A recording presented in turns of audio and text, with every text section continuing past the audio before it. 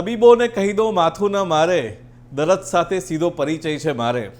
આવું શૂન્ય પાલનપુરી તો કહી ગયા, પણ જ્યારે દરદ સાથે માથું મારવાની વાત આવે ને ત્યારે તબીબોને કોઈ પહોંચી ના વળે. તો આજે આપણે એક એવા તબીબ સાથે, એવા ડૉક્ટર સાથે વાત કરવાની છે કે જેનો ખૂબ જ લાંબો અનુભવ રહ્યો છે. એવા ડૉક્ટર કે જે હાડકાના પાણીની પણ ભાષા જાણે છે અને સમજે છે, અને એટલું જ નહીં, વહીવટમાં પણ એટલા કુશળ છે.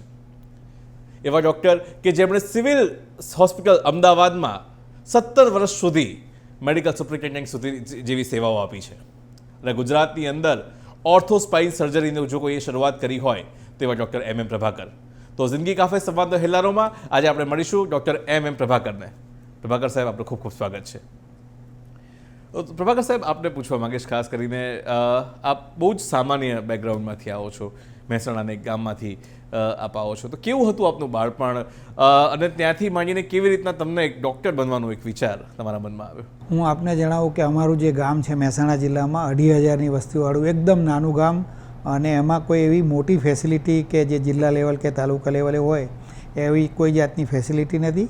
અમે ટોટલ 7 ભાઈ બહેન, બરાબર, એટલે 6 ભાઈ અને સૌથી નાની બહેન, અને ફાધર મધર એ એકદમ સામાન્ય જે આપણે ગામમાં કામ કરતા હતા એવું જીવન જીવતા હતા. એટલે એ પણ એક મુશ્કેલી હતી, આર્થિક મુશ્કેલી ખૂબ જ કહેવાય. અમારે કોઈ જમીન કે એવું પણ કોઈ નહોતું, અને આટલા બધાને ભણાવવાનું અને એને સેટલ કરવાનું ખૂબ જ મુશ્કેલીવાળું હતું.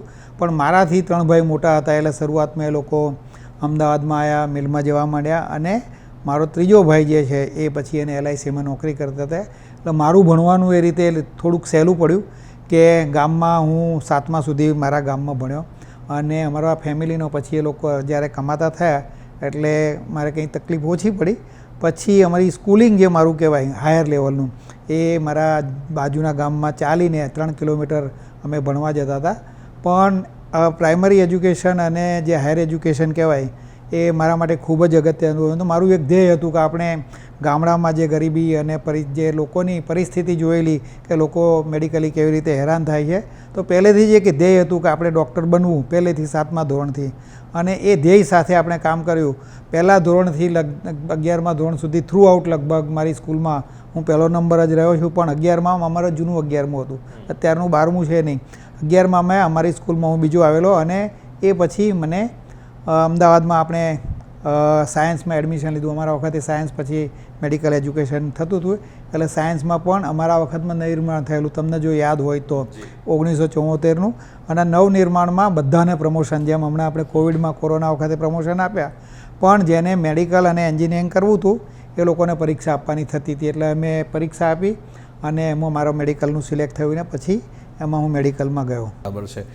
તો સ્કૂલ કાળના કોઈ તમને પ્રસંગો યાદ હોય કે કેવી સ્થિતિમાં જે બીજા બાળકો હોય, તમે પોતાની પરિસ્થિતિ પણ કમ્પેર કરતા હશો, એની એક કમ્પેરિઝનથી તમને ક્યારેક એવું થયું છે કે ના, કંઈક બીજા પાસે છે આપણી પાસે નથી, એ ઓછપ ક્યારેક તમે અનુભવી?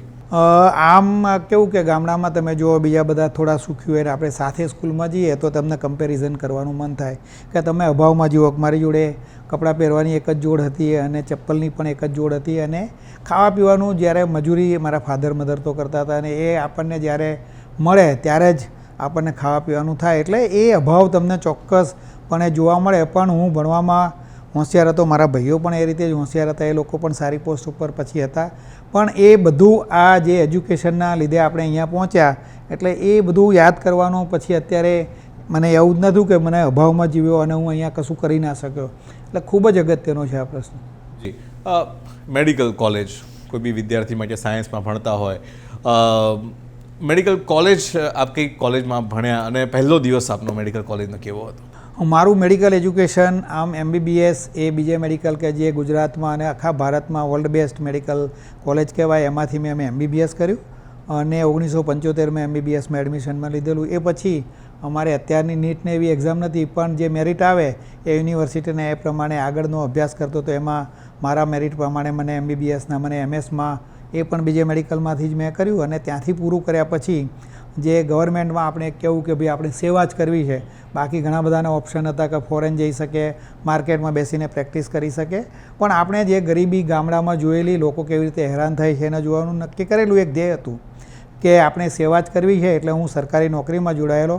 શરૂઆતમાં એપીમાં હું જામનગર એમપી શાહમાં જોડાયેલો, પાછળથી બીજે મેડિકલમાં મારી ટ્રાન્સફર થઈ અને થ્રુ આઉટ પછી ધીરે ધીરે મારું ઉત્તરોત્તર જે પ્રમોશન સરકારમાં કહેવાય, એપીમાંથી એસોસિએટ પ્રોફેસર થયો, એસોસિએટમાંથી પ્રોફેસર થયો, પ્રોફેસરમાંથી પછી હું જુદી જુદી પોસ્ટ ઉપર જે હાયર પોસ્ટો કહેવાય વહીવટી, એમાં કેમ્પસની અને ગુજરાત સરકારની પણ પોસ્ટો થયેલી. હું એક સક્સેસફુલ સુપ્રિન્ટેન્ડન્ટ તરીકે રિટાયર થયો એનું મને ગૌરવ છે, કારણ કે હું 17 વર્ષ કે કદાચ જિંદગીમાં આખા ભારતમાં અને વર્લ્ડમાં ક્યાંય આટલું મોટું કોઈ ગિનીઝ રેકોર્ડ કહેવાય એવું 17 વર્ષ જુદા જુદા પીરિયડમાં હું સુપ્રિન્ટેન્ડન્ટ તરીકે રહેલો. અને સુપ્રિન્ટેન્ડન્ટ તરીકે એમાં જે ડેવલપમેન્ટ જો સિવિલમાં તમે કદાચ પહેલાં આવ્યા હશો ને બધા કમ્પેર કરવા, અમારા બીજા બધા ઘણા બધા મિત્રો મીડિયાના પણ આવતા હતા ને બીજા પણ આવતા, ઘણું બધું ડેવલપ કર્યું. પહેલાંનું સિવિલ જુઓ તમે અને અત્યારનું સિવિલ જુઓ તો આભ જમીનનો ફરક છે. અત્યારે મારે પોતે ગૌરવ લેવા જેવી વાત છે કે જે કોર્પોરેટ લોકો દાવો કરે છે એ બધા કોર્પોરેટના જે ડેવલપમેન્ટ અને સાધનો અમારી જોડે છે, મકાનથી માંડીને એના રોડ, પાણી, લાઇટ બધું જ. અને છોકરાઓને પણ જે MBBSના ને ભણવાવાળાને છે એને લાગે કે અમે એક પ્રાઇવેટ મેડિકલ કોલેજમાં ભણ્યા છે. અમારું જે ક્લાયન્ટેજ છે એ ખાલી ગુજરાતનું ક્લાયન્ટેજ નથી, પણ 30થી 40% જે દર્દીઓ છે એ લગભગ આજુબાજુના રાજ્યોમાં, ખાસ કરીને મધ્યપ્રદેશ, રાજસ્થાન અને એ બધા રાજ્યોના આવે છે. આપણી એટલી બધી નામના છે કે તમને જાણીને નવાઈ લાગશે કે મધ્યપ્રદેશમાં એક મંદસૌર નામનું શહેર છે અને આ મંદસૌરના દર્દીઓને સિવિલમાં આવવા માટે એક સ્પેશિયલ બસ આવે, દરરોજ સવારે બસ આવે.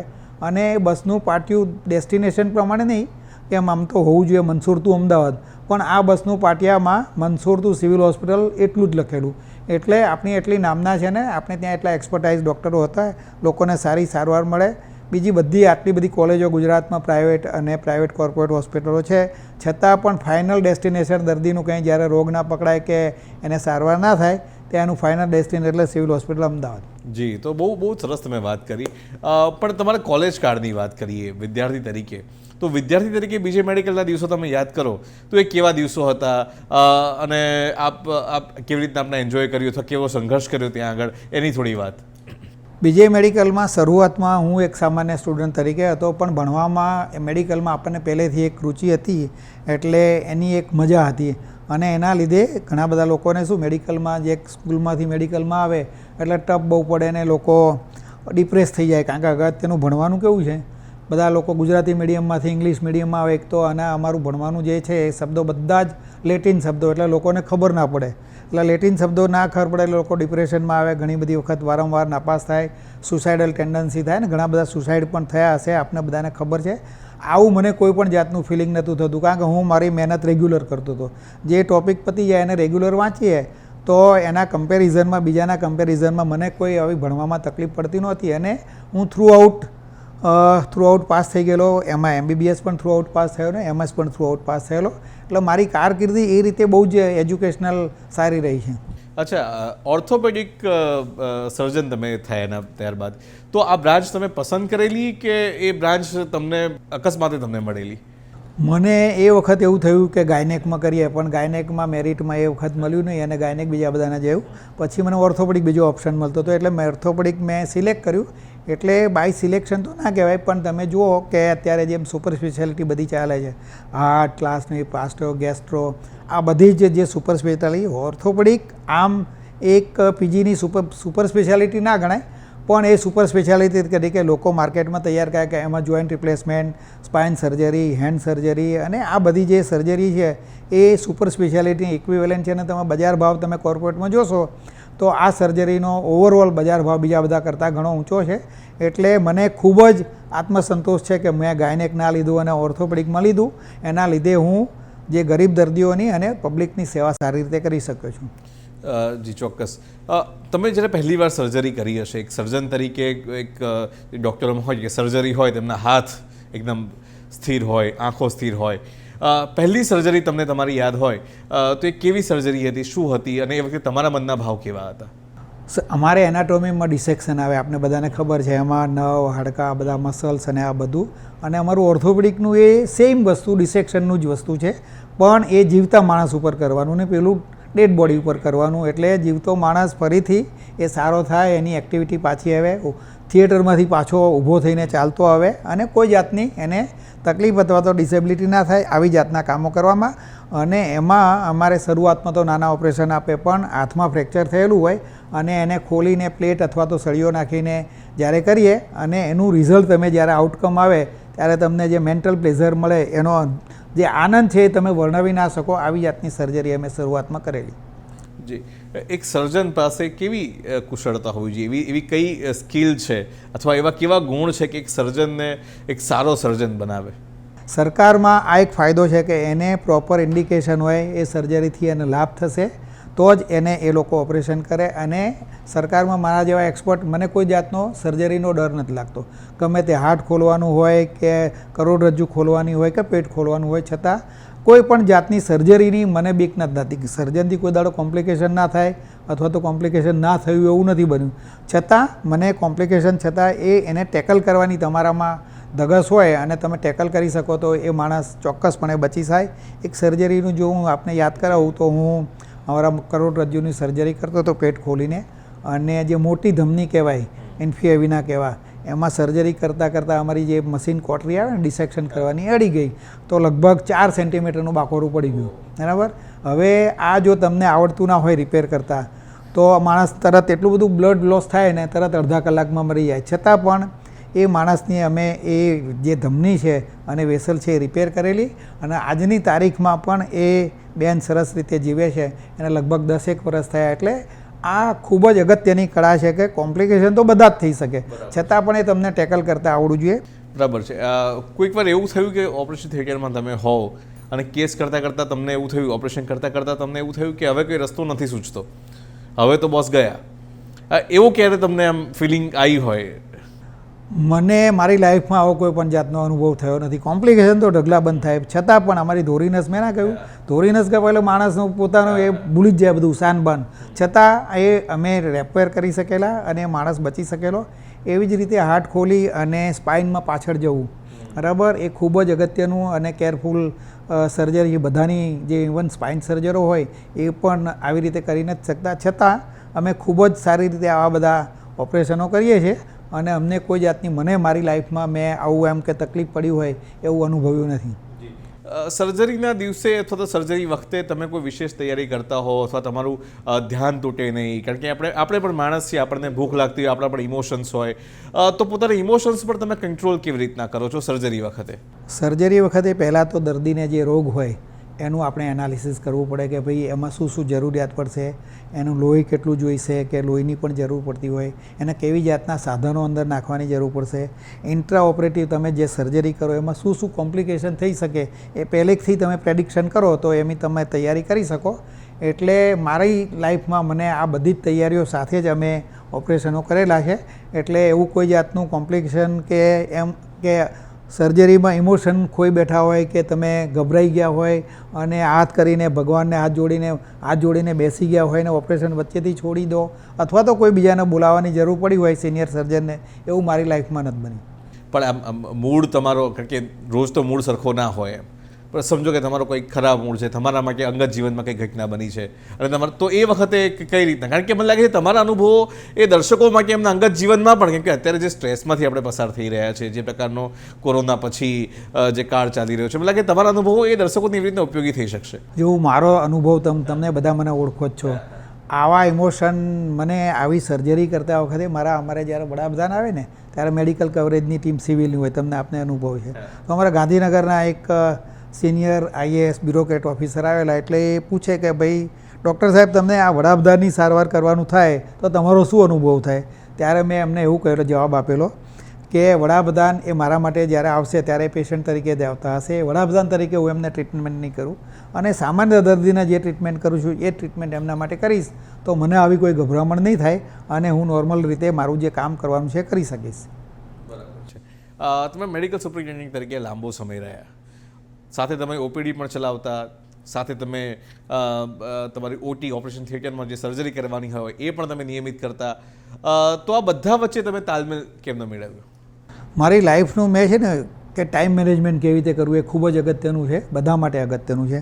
તો આવું એવું શિડ્યુલ ગોઠવેલું કે સવારે પહેલાં આવી અને મગજ શાંત હોય એટલે OPDમાં જવાનું, ઓપરેશન કરવાના, એ પતે પછી જ હું લગભગ 12 વાગે ઓપરેશનમાંથી ફ્રી થયું. હું સિલેક્ટિવ સર્જરી કરતો હતો, સ્પાઇન સર્જન તરીકે હતો, એટલે બીજા બધા અમારા આસિસ્ટન્ટ ઓપરેશન કરે. એ થાય પછી મારું જે મેનેજમેન્ટની ફાઇલો છે, વહીવટની છે, એ બધું લગભગ 2 કલાકમાં પતી જતું હતું. અને એ પછી મારી ગુજરાત સરકારમાં છેલ્લા 3 વર્ષમાં જે મેડિકલ એજ્યુકેશનમાં જે હાઈએસ્ટ પોસ્ટ કહેવાય, additional director of medical education, કે આખા ગુજરાતનું medical education, nursing education, physiotherapy education, એ બધાનું કંટ્રોલ, એમના પૈસા આપવા, બધી કોલેજો ચલાવી, રિક્રુટમેન્ટ આ બધાના કરવા, એ બધું હું જોતો હતો. છતાં પણ મારે કોઈ પણ જાતની, અને સરકારમાં તો તમને ખબર છે કે ત્યાં ગાંધીનગર કોઈ પણ પોસ્ટ ઉપર બેસો એટલે તરત મંત્રી બોલાવે કે સેક્રેટરી બોલાવે કે ફાઇનાન્સવાળા બોલાવે કે ગમે ત્યારે બોલાવે. છતાં પણ મારે ટાઈમ મેનેજમેન્ટમાં કોઈ પણ જાતની તકલીફ પડી હોય એવું મને યાદ નથી. વિધાનસભા ચાલુ હોય ત્યારે તમારે વિધાનસભા પણ એટેન્ડ કરવી પડે, પણ કોઈ પણ જાતની આવી ટાઈમ મેનેજમેન્ટ તમે બરાબર પરફેક્ટ કરો તો કોઈ પણ જાતની તકલીફ ના પડે. અને એ જ ઘરે જ તમારે એટલો જ સમય આપવો પડે. કારણ કે મારા 2 બાળકો અત્યારે તો અમેરિકા પણ છે, એમને ભણાવવાની જવાબદારી, મારા વાઈફ પોતે જોબ કરતા હતા, એટલે ઘરે પણ આપણે ઘણું બધું જવાબદારીઓ હોય. છતાં આ પરફેક્ટ ટાઈમ મેનેજમેન્ટ કરીએ તો કોઈ જાતની તકલીફ ના પડે.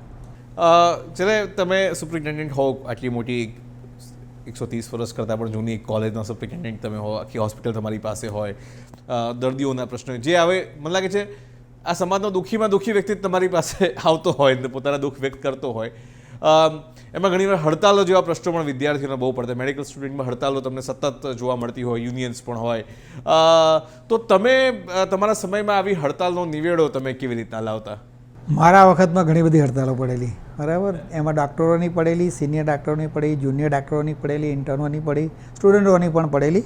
પણ મારી, તમે બધા મને જોયો હશે કે હું કેવી રીતે મેનેજમેન્ટ કરતો હતો. સવારે હડતાલ પડી હોય અને સાંજે એનું નિવડે આવી ગયો હોય, એટલે મારે સરકાર જોડે ડાયલોગ કરવાના થાય કે એમની જોડેથી પરમિશન લેવાની થાય, તો એ હું રહેતો હતો. ના હોય તો મારા પાવરમાં જે આવતું હતું એ લોકો હું એ રીતે ઉપયોગ કરી અને હડતાલને જેમ બને તેમ ગરીબ દર્દીઓ હેરાન ના થાય. આપણું જે સિવિલમાં કોણ આવે, જેની જોડે પૈસા ના હોય લોકો જ આવે, એટલે આ બધા હેરાન ના થાય એ રીતે પોતાનું મેનેજમેન્ટ કરી અને હડતાલો સેટલ કરતો હતો.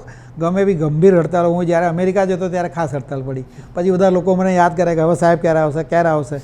જેવો હું અમેરિકાથી પાછો આવું તો એક જ દિવસમાં હડતાલ પતી ગઈ હોય. એટલે હડતાલ પતાવવાનો તમારો રેપો તમારે સારો હોવો જોઈએ, સ્ટુડન્ટો જોડે સારો હોવો જોઈએ, જુનિયર ડૉક્ટરો જોડે સારો હોવો જોઈએ ને પ્રોફેસરો સારો હોવો જોઈએ. અને એમને તમારામાં વિશ્વાસ હોવો જોઈએ કે આ સાહેબ છે, આપણે કોઈ જાતની તકલીફ નહીં પડે, એમની ડિમાન્ડો પણ સેટિસ્ફાય થશે, સાધનો સવાય મળશે અને જે દવાને બધું જોઈએ એ મળશે. એટલે જો તમે એમને સમજી શકો બરાબર, તો એમાં કોઈ જાતની એમની જોડે ડાયલોગ કરવામાં મને કોઈ જાતની ડાક્ટર જોડે બીક નથી લાગતી. અમારે હમણાં જ હડતાલ પડી અહીંયા જ, તો લોકો બીવે એ મારી ઓફિસમાં આવીને બેસી જાય. એટલે આ બધું ના થવું જોઈએ, કારણ કે એ આપણા જ બાળકો છે. એટલે આપણે એમને સમજી શકીએ તો આમાં કોઈ પણ જાતની હડતાલ સેટલ કરવામાં તકલીફ પડે ને એવું મારું માનવું છે. સિવિલ હોસ્પિટલ જેવી વ્યવસ્થા એવી વ્યવસ્થા છે કે જેની અંદર તમે ગમે એટલું આપો પણ માણસો એટલા બધા આપણા ત્યાં છે, એના પર બર્ડન એટલું બધું હોય. પ્રાઇવેટ હોસ્પિટલના ઘણા બધા સારા નરસા કેસો પણ તમારી પાસે આવતા હોય, રિફર થઈને પણ આવતા હોય. તમે કહ્યું કે બીજા રાજ્યના પણ 30-40% લોકો આખી બસ ઉપાડીને અહીંયા સુધી આવતી હોય. તો એવા કેસમાં ઘણા બધા આક્ષેપો પણ હંમેશા તંત્ર પર લાગ્યા કરે, વ્યક્તિગત પણ લાગે, તંત્ર પર પણ લાગે.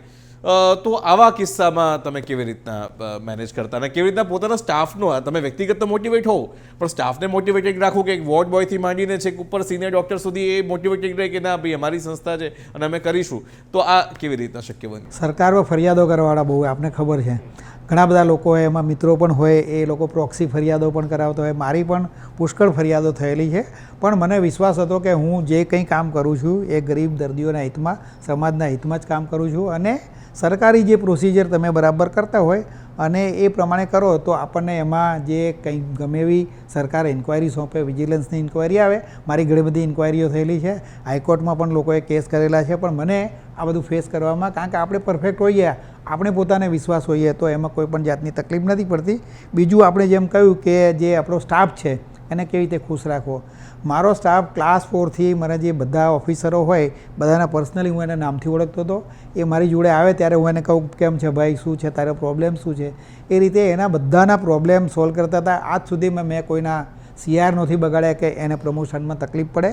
અને એની જે રિક્વાયરમેન્ટ હોય એને, કે એના એલાવન્સીસ હોય કે પગારમાં તકલીફ હોય કે એને પ્રમોશનમાં તકલીફ હોય, એટલે મારા લેવલે પ્લસ હું જ્યારે સરકારમાં હતો ત્યારે એટલા બધા પ્રમોશન મેં લોકોને આપેલા અને ઘણી બધી પોસ્ટો ક્રિએટ કરવાની.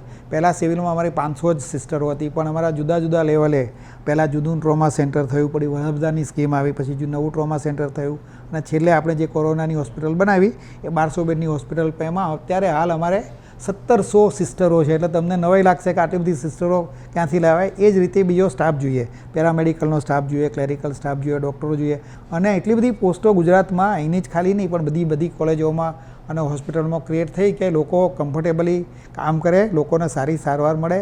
આવી જાતનું આપણું કામ હતું, એટલે મને કંઈ બહુ વાંધો આવતો નહોતો. તમે સિવિલમાં ઘણો પડકારજનક સમય પણ જોયો, તમે 2001નો ભૂકંપ પણ જોયો, બોમ્બ બ્લાસ્ટ પણ જોયા, છેલ્લે કોરોના પણ જોયો, વચ્ચે જેના નામ આપણને બહુ ઓળખીએ નહીં પણ ડેન્ગ્યુ અને એ પણ એવી બીમારીઓ પણ તમે સતત ફેસ કરી હશે. 2009-10ની વાત આસપાસની વાત કરું તો તો આ સમયગાળો કેવો હતો આપના માટે? ધરતીકંપ એ આખા ગુજરાતમાં બધા જ શહેરોમાં લગભગ આવેલો, અને 13,000થી વધારે લોકો ગુજરાતમાં એક્સપાયર થઈ ગયેલા. 1,70,000થી વધારે ઘરો કચ્છમાં પડી ગયેલા. આપણે અમદાવાદમાં પણ ઘણા બધા 800 જેટલા માણસો મરી ગયેલા, ઘણા બધા મકાનો પડી ગયેલા. કચ્છમાં તો પાધર ટોટલ થઈ ગયેલું. ત્યાંથી બધા જ દર્દીઓ એ લોકો ઇવેક્યુએટ કરીને ઘણા બધા બસોમાં આવેલા.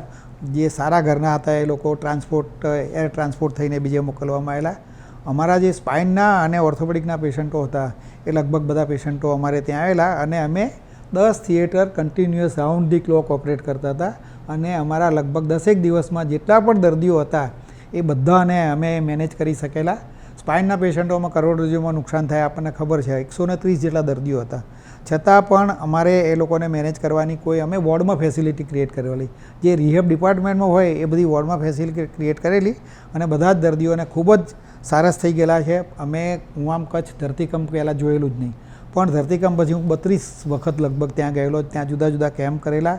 પાછળથી પણ અમારા જે આ બધા સ્પાઇનવાળા પેશન્ટો છે એ બધાને પણ મેં જોયેલા. આપણને જાણીને નવાઈ લાગશે, પણ જે 4 બહેનો પેરાપ્લેજિક હતી એ લોકો પ્રેગ્નન્ટ થઈ અને પાછા બાળકો પેદા કર્યા, ને એવી 2 બહેનો છે કે મેં 2 બાળકો પેદા કર્યા. એટલે એ આપણને એક આત્મસંતોષ મળે. અને આખા વર્લ્ડમાં કદાચ જે એક જાતની સ્કીમ છે કે આ બધાને જે કમ્પન્સેશનની સ્કીમ છે એવી ક્યાંય નથી, પણ કચ્છમાં સ્પેશિયલ હું એનો મેમ્બર સેક્રેટરી હતો, અને અમારા સેક્રેટરીને કન્વિન્સ કરાયેલો.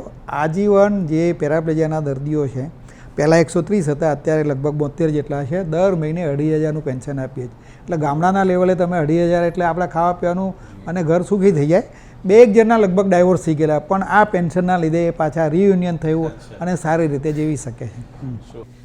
તમે જે એક અલગ પ્રકારની સર્જરીની શરૂઆત કરી, ઓર્થો સ્પાઇન સર્જરી. સામાન્ય રીતે સ્પાઇન એમાં હાડકાં તો હોય જ, પણ સાથે ચેતાતંત્રના ભાગો પણ જોડાયેલા હોય, એટલે ન્યુરોલોજીસ્ટનો પણ એક વિષય હોય. તો તમે જે સર્જરી શરૂ કરી, જે ઓર્થોપેડિકવાળા જે હાથ પગના હાડકાને જ કદાચ સાથે સંબંધિત હોય, પણ તમે કરોડરજ્જુને તમે પકડ્યો અને ગુજરાતમાં એક શરૂઆત કરી. તો એ શરૂઆત કેવી રીતના થઈ, તમને એનો વિચાર કેવી રીતના આવ્યો, તમને સપોર્ટ એમાં કેવી રીતના મળ્યો? કરોડરજ્જુની હું જ્યારે શરૂઆત કરી ત્યારે બહુ જ ઓછા લોકો ઓપરેટ કરતા હતા. ગુજરાતમાં સ્પાઇન સર્જનો એવા કોઈ નથી. મારા સાહેબો પણ સ્પાઇન કરતા હતા, પણ જે હું અત્યારે કરું છું એના જે રિઝલ્ટ મળે છે એવા નહોતા મળતા. એટલે એમ થયું કે આમાં આપણે કંઈક કરવું જોઈએ. હું ફોરેનમાં સ્વિટ્ઝરલેન્ડમાં પણ ટ્રેનિંગ લઈ આવ્યો છે, જર્મનીમાં પણ ટ્રેનિંગ લઈ આવ્યો છે, અને એમાં જે હાયર ટેકનોલોજી છે એ બધી ટેકનોલોજી જોઈ, અને મને એમ થયું કે આ બધું તો સામાન્ય ઓર્થોપેડિક સર્જન કરી શકશે. અત્યારે 2,000થી વધારે ગુજરાતમાં ઓર્થોપેડિક સર્જન છે, પણ સ્પાઇન સર્જનો લગભગ 50% જેટલા છે, અને ઘણા બધા મારા હાથ નીચે ટ્રેન થયેલા છે. એટલે સ્પાઇન સર્જરી એ એક તો અનપ્રેડિક્ટેબલ છે કે એના રિઝલ્ટ કેવા આવશે ઓપરેટ કર્યા પછી, એ બહુ જ ડિફિકલ્ટ છે. તમે પેલા ખૂંદવાળા બધા દર્દીઓ જોયા હશે, તો એને પણ સીધા કરી અને એ લોકો સોસાયટીમાં સારી રીતે એસ્ટાબ્લિશ થઈ શકે એવા ઘણા બધા, મણકાનો ટીબી છે, મણકાનું કેન્સર થાય, આ બધા જે રોગો છે મણકાના, એ સ્પાઇન સર્જરી કરવામાં એક અનેરો આનંદ આવે. અને મેં સ્પેશિયલ ટ્રેનિંગ લીધેલી. એટલે ગુજરાતમાં આપણે ભારતમાં જોઈએ તો ગુજરાત ઘણું બધું એડવાન્સ છે ઓર્થોપેડિકમાં અને સ્પાઇનમાં પણ, અને એ રીતે અમે સ્પાઇન સર્જરી કરેલી. અને આજની તારીખમાં હું કહું તો અત્યારે સ્પાઇનમાં કદાચ અમારે સિવિલ હોસ્પિટલ છે એ નંબર 1 આખા દેશમાં હશે, અને આપણે વર્ષે લગભગ 3,000 જેટલા સ્પાઇનના ઓપરેશનો કરીએ છીએ. કોરોના કાળમાં આખી દુનિયાએ ઘણું ભોગવ્યું, આપણે પણ પુરુષાર્થીનો સામનો કર્યો. તમારા અનુભવો કેવા રહ્યા કોરોના કાળમાં? એઝ અ ડૉક્ટર તમારા આટલા વર્ષનું આખું કેરિયર હતું, શું આ કોઈ જુદો સમય હતો? કે શું માણસની સહન કરવાની ક્ષમતા ઓછી થઈ ગયેલી, કે આમાં આપણે હારી ગયા કે પાછા પડ્યા કે આપણે જીત મેળવી રહ્યા છે? તમારું શું આકલન છે? પ્રોફેસર ઓન સ્પેશિયલ ડ્યુટી તરીકે જોઈન કરેલું. અમારા ડૉક્ટરમાં જે વિશ્વાસ નહોતો કે જે દવાઓ કેવી રીતે આપવી, જે પ્રોટોકોલ સેટ કરવો, લોકોને અંદર કેવી રીતે મોકલવા, મેન પાવરને એરેન્જમેન્ટ જે કહેવાય ને આપણે ડિપ્લોયમેન્ટ અને એરેન્જમેન્ટ કેવી રીતે કરવી, સિસ્ટરોથી માંડીને સાફ સફાઈવાળા, ડેડ બોડી ડિસ્પોઝલ ખૂબ જ મોટો પ્રશ્ન હતો. એ છતાં મેં બહુ જ સારી રીતે આ બધાને કોઓર્ડિનેશનથી બધા માણસો, અમારા પ્રોફેસરો, સિસ્ટરો, હાઉસકીપિંગના માણસો, ડ્રાઈવરો, ક્લાસ 4ના માણસો, બધાનો કોન્ફિડન્સ, બધા મને ઓળખતા હતા કે સિવિલ સાહેબ સરસ ચલાવશે, એટલે મને સરકારે સ્પેશિયલ બોલાવેલો અને સુપ્રિન્ટેન્ડન્ટની ઉપર મૂકેલો. એટલે મારે કોઈ પણ જાતની, અને આપણને ખબર છે કે એ વખતે કિડની, કેન્સર, કાર્ડિયોલોજી અને બધી જ હોસ્પિટલો કોરોનામાં કન્વર્ટ કરી દીધેલી. અને જે અત્યારે આપણે એ વખતે 4000 લગભગ દર્દીઓ છે. આજની તારીખમાં જે નવા બિલ્ડિંગો થયા, કિડનીનું નવું બહુ થયું, કેન્સરનું નવું થયું, આઈનું નવું થયું અને 1200 બેડનું નવું થયું, કે જે સ્પેશિયલ કોરોના હોસ્પિટલ વર્લ્ડમાં સૌથી મોટી હતી. એ કોરોના જ ખાલી દર્દીઓ રાખતા હતા. આ દર્દીઓને આપણે સરકારમાં દવાઓ તો ફ્રી આપતી હતી, સ્પેશિયલ પ્રકારની પણ દવાઓ આપતી હતી. શરૂઆતનો જે ફેઝ હતો, જે 20નો ફેઝ હતો, એમાં દર્દીઓના બહુ મૃત્યુ નહોતા થતા, પણ સેકન્ડ ફેઝ જે આવ્યો 21માં, એ એકદમ ભયંકર ફેઝ હતો. લંગ ઉપર જ એટેક કરે, આપણે અહીંયા બેઠા હોય ને ખબર ના પડે, ઓક્સિજનનું લેવલ ફટાફટ ડાઉન થવા માંડે. એટલે એ જે બેડ અને ઓક્સિજન લેવલની જે તકલીફો હતી આપણે હોસ્પિટલમાં મળવાની, ખૂબ જ તકલીફ આખા ભારતમાં હતી. છતાં પણ ગુજરાતમાં કમ્પેરેટિવલી વર્લ્ડને જોઈશું તો ગુજરાતમાં આપણે કોરોના બહુ જ સાહિત્ય ટેકલ કરેલો છે. આ તો આપણે તમારા પ્રોફેશનની વાત કરી, પણ તમારા કોઈ અંગત શોખ હોય તો? શોખમાં મને વાંચવાનો શોખ હતો, ફરવાનો શોખ હતો, અને બીજું એક ફિલાન્થ્રોપિક એક્ટિવિટી. તમને કહું કે મારા ગામમાં એક NGO ચલાવું છું, અમારા એક સમાજની NGO ચલાવું છું. બીજો એક સવાલ, રાજકારણમાં જવાની ઈચ્છા ખરી? મને આપને ખબર છે કે મને ટિકિટની ઓફર 2007માં થયેલી. એ પછી જ્યારે આવેલા ઇલેક્શન, 12માં પણ ઓફર થયેલી, 17માં પણ ઓફર થયેલી. મારા ઘણા બધા મિત્રો પોલિટિકલ છે અને બહુ હાયર પોસ્ટવાળા છે, એટલે મને એમને ઘરે બોલાવીને મને કહે કે ડૉક્ટર તમે પોલિટિક્સમાં પડો. પણ મને લાગે કે આ જે પ્રોફેશન છે અને તમે જે લોકોને મદદ કરો છો, એ એક જુદી જ જાતનો અનેરો આનંદ છે. પેલામાં બી ચોક્કસ તમે પોસ્ટ હોય તો તમે પણ આખા ગુજરાતનું કામ કરી શકો. છતાં અત્યારે મને એવું ફિલિંગ થાય છે કે અત્યારે જે હું કામ કરું છું બરાબર કરું છું, પણ ભવિષ્યમાં કંઈ થશે જોઈશું. પણ અત્યારે ડૉક્ટર તરીકે હું આનંદ લઈ રહ્યો છું. છેલ્લો સવાલ એ પૂછીશ કે ઘણા બધા યુવા ડૉક્ટરો આપણે સાંભળી રહ્યા છે, ઘણા બધા યુવાનો જે પોતાની કારકિર્દી કાં તો જાહેર સેવાના ક્ષેત્રે બનાવવા માંગતા હોય કે મેડિકલ ક્ષેત્રે બનાવવા માંગતા હોય, એમને આપ શું કહેશો? ખાસ કરીને જે યુવાઓ છે, મેડિકલના જ નહીં પણ બસ સામાન્ય યુવાઓ છે, કે ભાઈ કોઈ પણ જાતની જે ચેલેન્જીસ લાઈફમાં આવે, ઘણા બધા લોકો ગભરાઈ જતા હોય છે. નાની ચેલેન્જ આવે છતાં પણ લોકો આપઘાત કરી બેસે કે ગામ છોડી બેસે ને ભાગી જાય. પણ જે પણ ચેલેન્જીસ આવે તમે એને બેસીને એનાલિસિસ કરો અને એને ફેસ કરો, તો તમે લાઈફમાં આગળ વધશો અને ગમે ત્યાં તમારો જે ટાર્ગેટ હશે એચિવમેન્ટનો, એ તમે ત્યાં ચોક્કસપણે પહોંચી શકશો. જી, તો ખૂબ જ સરસ સુંદર સંવાદ થયો અને અમને મુલાકાતનો સમય આપવા બદલ ડૉક્ટર પ્રભાકર આપનો ખૂબ ખૂબ આભાર માનું છું. આભાર. તો દર્શક મિત્રો, આ હતા ડૉક્ટર MM પ્રભાકર, કે જેમનું જીવન સંઘર્ષોથી ભરેલું ને એ સંઘર્ષમાંથી આપણને ઘણો સંદેશ મળે છે.